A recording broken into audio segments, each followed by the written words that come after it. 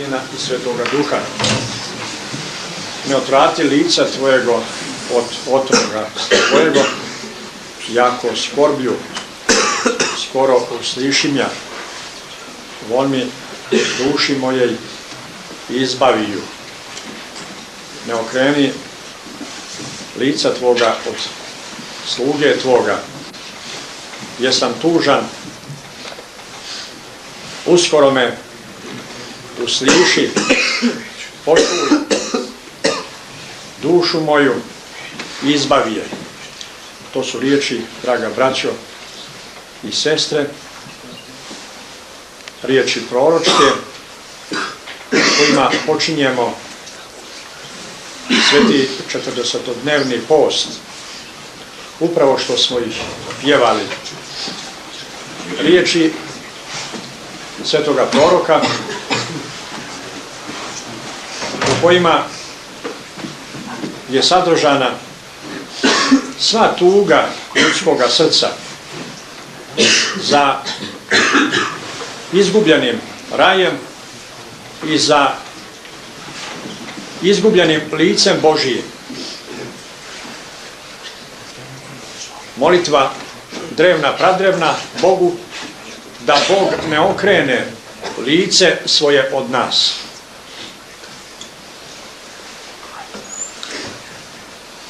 Jer bez lica Božijeg duša je pogružena u tugu i u tamu. Ove riječi su riječi praoca Adama i pramajke Eve, koje su oni doživjeli i osjetili onog trenutka kada su sagriješili pred Bogom i kada su se otuđili od lica Božijeg i kada su bili izagnani iz raja. Ovo je plač Adamov, početak Adamovog plača i početak ljudskoga plača.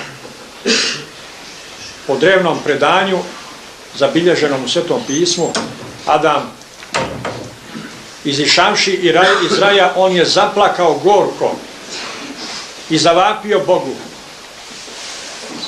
da ne okrene do kraja lice svoje od njega, jer je beskrajno tužan, ostao je svjestan ko je bio i kakav je bio i svjestan šta je sve izgubio, pogazivši Božju zapovijest i budući izagnan iz raja blaženstva. Zato vapije prorok i zato vapije ljudska duša da se vrati Bog i da okrene lice svoje prema njoj, jer je ona tužna, ima potrebu da je čuje Bog i da Bog usliši taj duboki vapaj. Svo naše bogosluženje naše crkve svete, ono je prožeto tim vapajem Gospodu, da Gospod ne okrene lice svoje od nas, nego da nas usliši, da čuje vapaj naše duše i da izbavi našu dušu.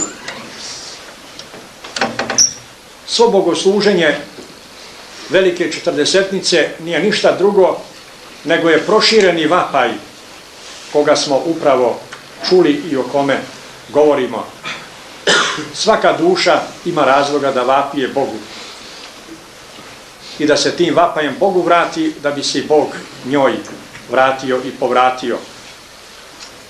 Jedan od stihova koje smo također večeras čitali glasi: Ištite Boga i bit će živa duša vaša.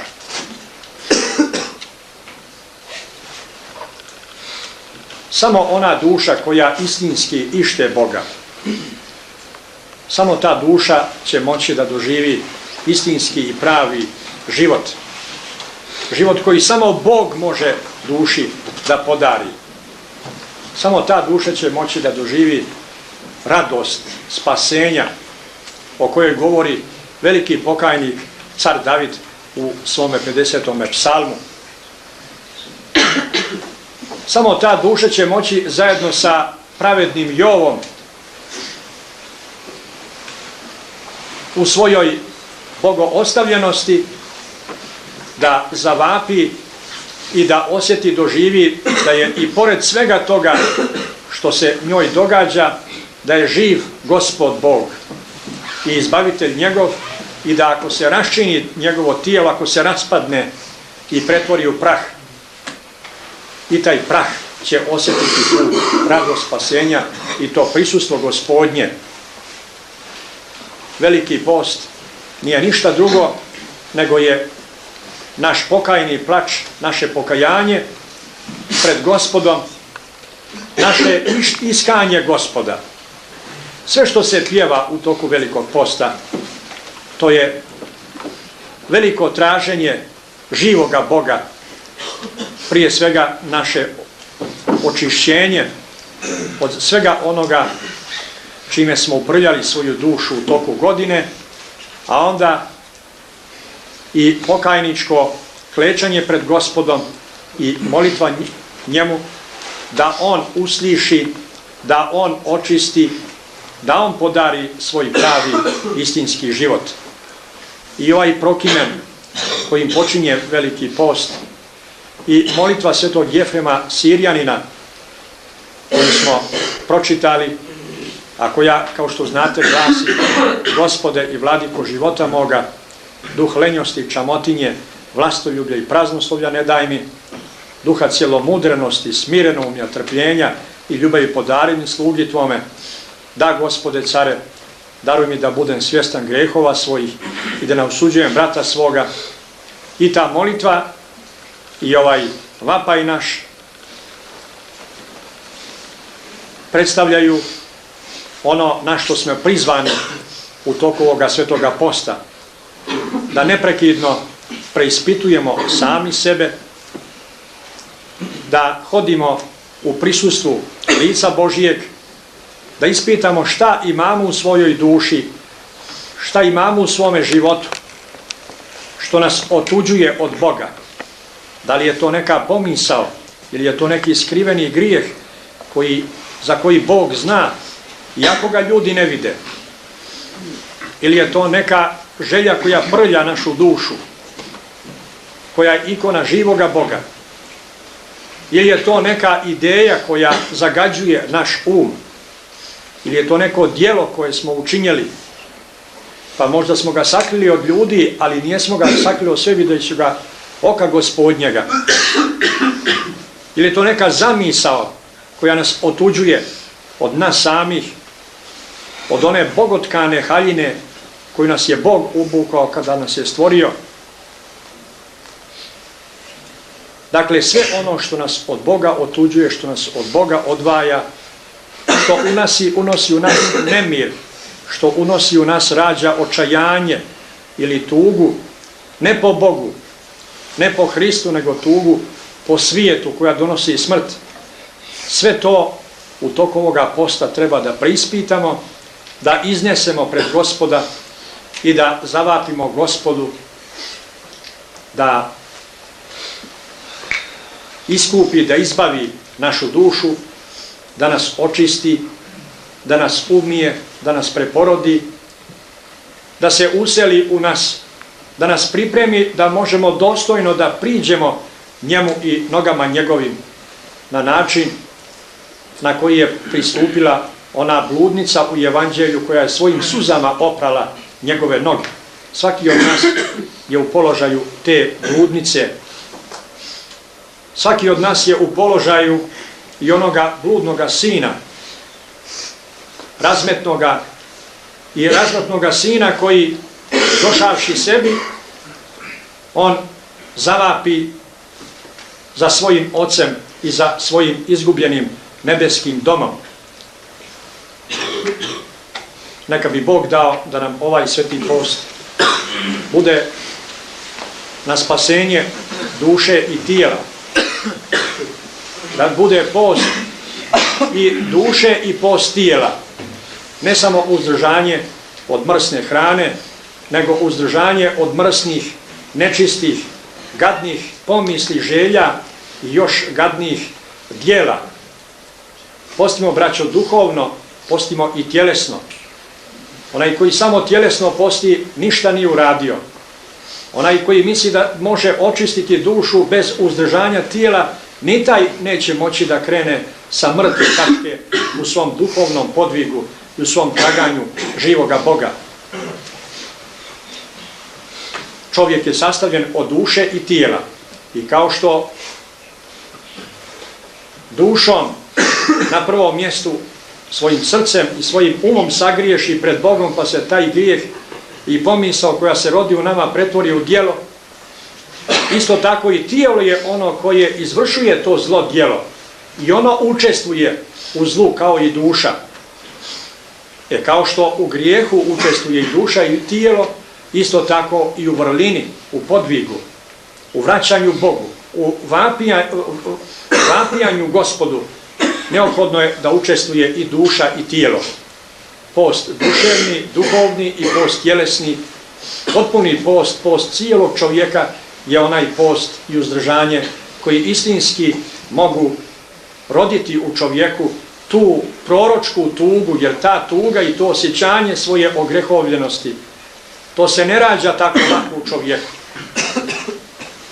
Zato treba mnogo truda i mnogo saznanja i mnogo podviga da čovjek istinski osjeti gdje je, gdje se nalazi, gdje mu se duša nalazi, u kakvoj prljaštini se nalazi.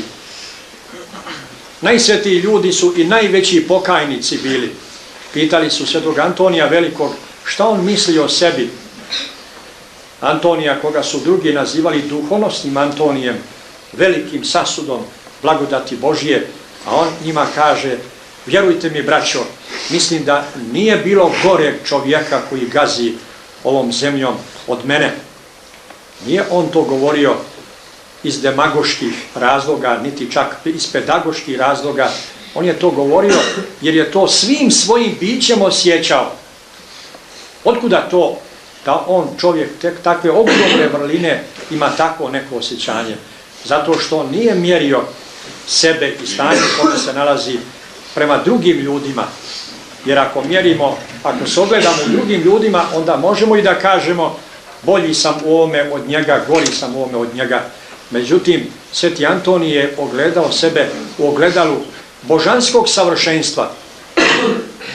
I sve ono što je uradio, on je mjerio Bogom i božanskom vrlinom i onda je tek shvatio koliko je mali i koliko je sve beznačajno pred Bogom ono što je on uradio. Isti slučaj sa jednim drugim pustinjakom egipatskim, koji je 3 dana i 3 noći bio kao van sebe, a oko njega bratija se skupila i čude se šta je sa njim, da li je živ ili je mrtav. Kada je došao malo sebi, onda ga pitaju: šta je sa tobom, oče, gdje se nalaziš, gdje si bio? On kaže: braćo, bio sam na strašnom sudu. Pa kaže: oče, zar se i ti bojiš strašnoga suda? Ti si cijelog života svoga trudio se da Bogu služiš i njemu da ugodiš od svoga djetinjstva. A on će odgovoriti: braćo moja, ja se nisam trudio koliko sam mogao, ali druga je mjera Božja, druga je mjera ljudska. Otkud ja znam da li sam svojim malim trudovima mogao da ispuni božansku mjeru? Zato vas molim, ostavite me, još malo mi je vremena ostalo, a već je bio skoro blizu 100 godina, još malo vremena mi je Bog dao da bih mogao da nadoknadim ono što sam propustio u svojoj mladosti. Sreo sam takvog jednog duhovnika u Francuskoj, starca Nikandra, jednog Rusa, preko 90 godina je bio. Pa pitam sestru posle službe: gdje nam je starac Nikandar? A kaže: nemao vremena da dođe na ručak sa ostalima. Bio onda i mitropolit Filaret iz Amerike, Ruske zagranične crkve i drugi sveštenici, arhijereji. Pa kako, rekao, zar nijesmo bili u crkvi 6-7 sati, kako to Rusi dugo se Bogu mole, neprekidno prinose Bogu svoje molitve. A kaže, on samo mi mu nešto ponese mu keliju, nešto pojede i on produži molitvu. Kako, mogu li ja da odem da ga vidim? Kaže, može, slobodno. I pokažu mi gdje je njegova kelija i odlem jako starca Nikandra uzmem blagoslov od njega, on sjedi u jednoj stolovači, uzeo brojanicu i prebraja: Gospode Isuse Hriste, Sine Boži, pomiluj me. Pa reko: starče, zar se nije se umorio toliko vremena, ja sam evo mlad, pa sam se umorio. Tolika duga molitva bila. A on će reći: kaže moj oče Amfilohije, ja sam u manastiru već 80 godina. Kao dijete došao negdje u Rusiju, pa je poslije bio ovdje kod nas u Vojvodini, pa onda 48. godine bio protjeran iz ondašnje Jugoslavije u Francusku, tamo osnovali su Rusi jedan manastir i tamo produžio kao duhovnik da bude. Kad bi sad mogao da počnem svoj život iz početka, tek bi onda znao kako bi Bogu služio. Pa pošto znam da mi je malo vremena ostalo, onda grabim svaki trenutak, a onda je, kažem, bio u 93. godini, svaki trenutak grabim još ovo što mi je Bog podario, da se Gospodu pomolim, da nadoknadim ono što sam u mladosti izgubio po svojoj nemarnosti. To su pravi, istinski, duhovni ljudi, ljudi koji su zaista postali svjesni sebe samih. Ovo što i kaže molitva Svetog Jefrema: da, Gospode, daruj mi da budem svjestan grijehova svojih. Oni su istinski postali ko su, kakvi su, šta su pred Bogom, i onda su svaki trenutak neprekidno do posljednjeg svoga daha koristili i vapili Gospodu u svojoj tuzi, u svom pokajnom plaču molitvenom, tražili Gospoda da izbavi njihovu dušu. Taj duh tih svetih Božih ljudi, taj duh svetih proroka i njihov opit, to je ono što je crkva zapisala, naročito u bogosluženjima Velike Četrdesetnice. To su najljepša bogosluženja, to su bogosluženja najdubljeg sadržaja. Ona su rezultat divnog i velikog opita najvećih duhovnika crkve hrišćanske, drevnih vremena. Sve što je tamo napisano, to je posljedica velikog i divnog opita tih svetih Božih ljudi. A sve opet se sabira i vraća ovom čime i počinjemo: ne otvrati lica tvojego od otroga tvojego. Jako skorblju, skoro uslišima. Nemo okrenuti, Gospode, lice tvoje od sluge tvoga, jer sam tužan bez tebe, pogružen ovdje ovaj svijet prolazni. Usliši me što prije i pomiluj i spasi moju dušu koja ti vapije. Neka bi Bog i nama dao da vapaj takav duhovni ovoga svetoga posta, da se u nama probudi, da bi onda mogli da proslavimo divni praznik Hristovog vaskrsenja, jer ovaj post jeste u stvari priprema za sveto vaskrsenje, u kome nam Gospod otkriva svoje lice. Jer nikad Bog nije tako divno i veličanstveno otkrio lice svoje ljudima koliko u svome vaskrsenju. Lik vaskrslog Hrista, to je najčudesniji lik koga je čovjek vidio, sa kojim se čovjek sreo. Tako da je sav post priprema naša i vapaj naš da nam Gospod otkrije radost vaskrsenja i da nam pokaže lice njegovo vaskrslo, obasjano i vječnom i neprolaznom svjetlošću. Da bi mogli da napredujemo u svetom postu, moramo biti spremni da se potrudimo i da imamo trpljenja i istrajnosti u tome. Svi počnemo u početku dobro, a onda polako zaboravljamo koji su dani i opet se vraćamo onom svom svakidašnjem načinu života, življenja i mišljenja. I to je najopasnije, da tako nam se nešto dogodi u toku posta. Prvo što treba da uradimo na početku svetoga posta jeste da zatražimo oproštaj jedan od drugoga. Pokojni otac Justin stalno govorio kako je naučio u svome kraju oko Vranja da se na ovaj dan, na ove poklade koje se zovu i pročke, znači dan oproštaja, da se prašta i ptica od ptice u gori, a kamoli čovjek od čovjeka, prijatelj od prijatelja, brat od brata. Onaj koji hoće da mu Bog oprosti, on mora da oprosti bližnjem svojem, bez obzira šta je on njemu uradio i šta mu je učinio. Bez toga uzajamnog praštanja nema nikakvog duhovnog napretka čovjekovoj duši. onaj koji nije sposoban da oprosti bližnjem svom, taj će prije ili kasnije pokazati se da on nije mrdnuo putem pravim, duhovnim. U nekom žitiju ovih dana smo pročitali kako su dvojica prijatelja bili, pa jedan je vođen na mučeništvo od njih, a drugi je išao za njim i molio ga da mu oprosti. I ovaj nije htio da mu oprosti. I ovaj ga je preklinjao da mu oprosti, nije htio, i kad je došlo vrijeme mučeništva, on je, iako je bio spreman na mučeništvo, on se u posljednjem trenutku odrekao. On se već prije toga bio, jer ako nije bio sposoban i spreman na nešto manje, dakle da oprosti bratu svome koji ga je preklinjao da mu oprosti, kako tek onda da bude sposoban da izađe na takav veliki podvig mučeništva.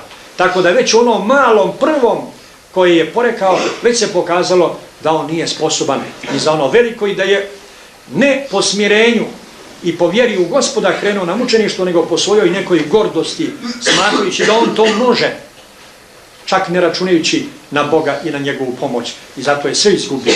Zato je praštanje, uzajamni oproštaj, najsvetiji dar koji nam je Bog podario, ono po čemu se ljudi razlikuju od životinja. Životinja ne može životinje oprostiti, ali Bog je obdario čovjeka tim velikim i svetim darom da oprašta jedan drugome. Zato su danas pročke na početku ovoga svetoga posta i molitva da nam Gospod oprosti, ali u isto vrijeme i mi jedni drugima da oprostimo, jer svaki se ogriješi ili voljno ili nevoljno, ili pomišlju ili djelom o brata svoga, o bližnjega svoga. Zato zamolimo se Gospodu da nam oprosti na početku ovoga svetoga posta, a s druge strane oprostimo jedni drugima, oprostite i vi meni što sam sagriješio vidljivo ili nevidljivo pred Bogom i pred licem Božim i pred ovim svetim čivotom. I Gospod neka i vama oprosti, da bi tako oprošteni zajednički bili pomilovani od Gospoda, da bi nam Gospod oprostio, da bi zadobili radost spasenja i da bi Gospod iskupio dušu našu i da bi duša naša živa bila,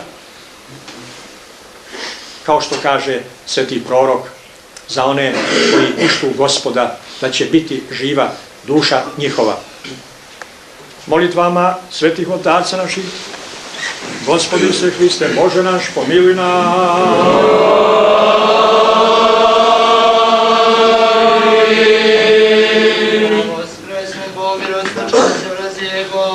I da bežat od lica Ego, nenavidjaš ti Ego, Paca svjaštena Janavne, skoga zasja, a svanova sjadaja, a sada iksvenaja, Paca seđe snaja, Paca Hristos izbavitelj, Paca neporočnaja, Paca velikaja, Paca vjerni, Paca veri rajskija, nam odrezajušaja, Paca svjetlo sjašajušaju vjerni.